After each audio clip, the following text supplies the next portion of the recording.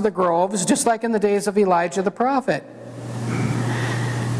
But Elijah was called of God, and he stood up one day and he spoke to all these people at Mount Carmel. And he said, "How long halt ye between two opinions? If the Lord be God, follow him. If Baal, follow him. But you can't have it both ways." Ecumenism doesn't work. So, there was a challenge. We remember the story well about how the altars were built. And the God who answers by fire, let him be God, and prophets of Baal couldn't get an answer. Elijah got one. Now it hadn't rained for 3.5 years. 3.5 years without one drop of water. Everything was dead or dying. The animals were dead or dying. It was terrible. Worse in Australia. That's right, the sky would just not yield any water at all. And it was time. God was having mercy on his people. And we know he answered by fire. When Elijah called upon him, that fire of God came down and it consumed the sacrifice and the wood, the stones, licked up the dust, burnt up the water, and nothing was left. And the people cried out to God, "The Lord, he is God!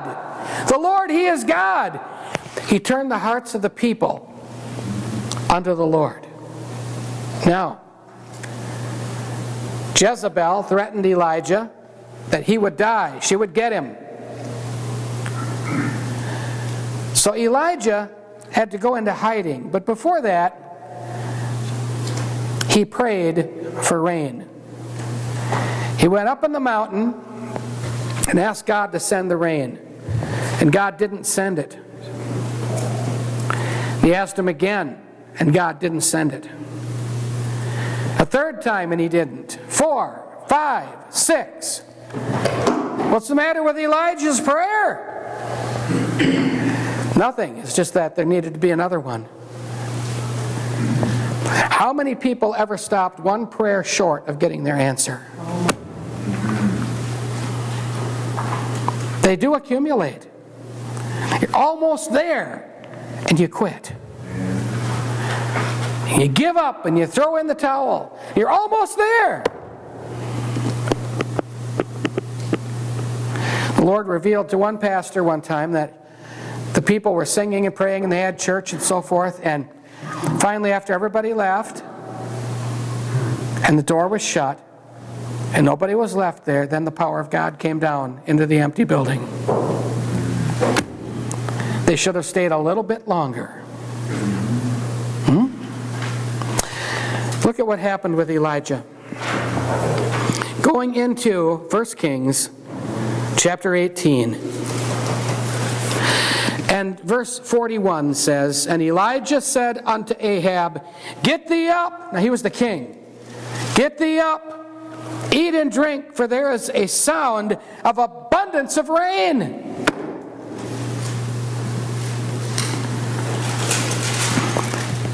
See, Ahab didn't realize it, but he was actually, in a roundabout way, sustaining Elijah. Remember when Elijah was camped out by the brook there? And the ravens were coming and feeding him? Where did the ravens get the bread and the meat? And the meat was cooked. It had to be. And food was scarce. There was a big famine going on. Who had bread and meat? The king. So these ravens were flying through the window and grabbing some. Well, those birds can be little bandits, can't they? Get hungry. Yeah. Sometimes I offer Professor, my parrot, a little peanut, and he'll, in the shell, and he'll get close enough and he'll snatch it. Just grab it. Little bandits, So these ravens were coming in and taking that meat and bread and flying it off and giving it to Elijah. Right off the king's table. Praise the Lord. So Ahab went up to eat and to drink, and Elijah went up to the top of Carmel, and he cast himself down upon the earth and put his face between his knees. So he was going to get down to business with God. He was going to ruin the crease of his trousers, so to speak, even though they didn't have that kind of attire. And said to his servant, "Go up now, look toward the sea." And he went up and looked and said, "There is nothing." Nothing. He prayed and there was nothing. Did you ever pray and there was nothing?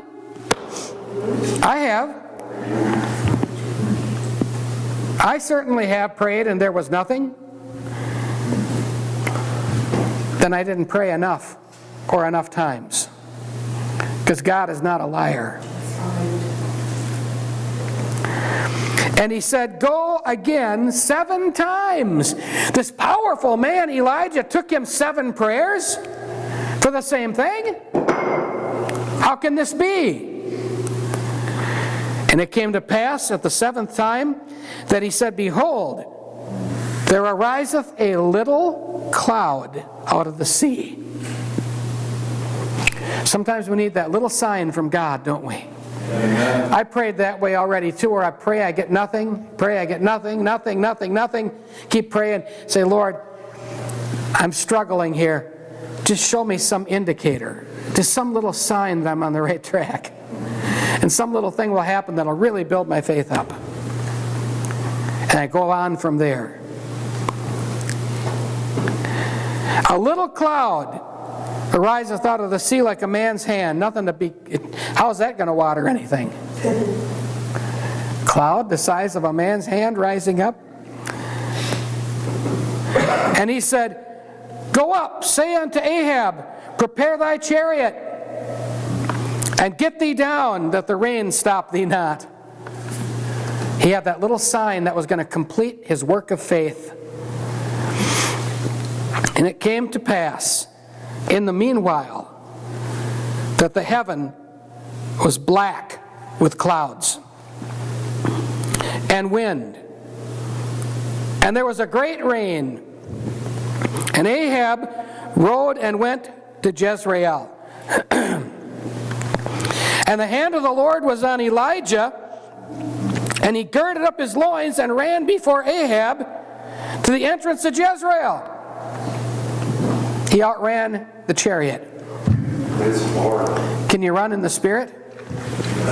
He was excited. Hallelujah. So this was a marvelous answer to prayer, but it took persistence. And God was there. The Lord took care of it. So, what do we learn from this? What can we understand? We know that if we will never stop, never quit, the answer will come. Don't stop short. Men ought always to pray and not to faint. That is the missing element, the missing ingredient, the missing thing from people's lives in the last days. And Jesus referred to it with a question. "Nevertheless, when the Son of Man cometh, shall he find faith in the earth?" Remember this. Faith has to be demonstrated. It has to be seen. This is something that you and I can do. We can take the time to pray. We all have 24 hours a day. We want God to hurry up. We might want to give the Lord 5 minutes out of that 24 hours, but He may say, "You need more than that, because you've got a lot of things to learn and a lot of conditioning to go through." Let prayer condition you to receive a miracle. How badly do you want that miracle? God is true, but He will work with us, whatever it takes, to get us to that place where nothing else matters. We must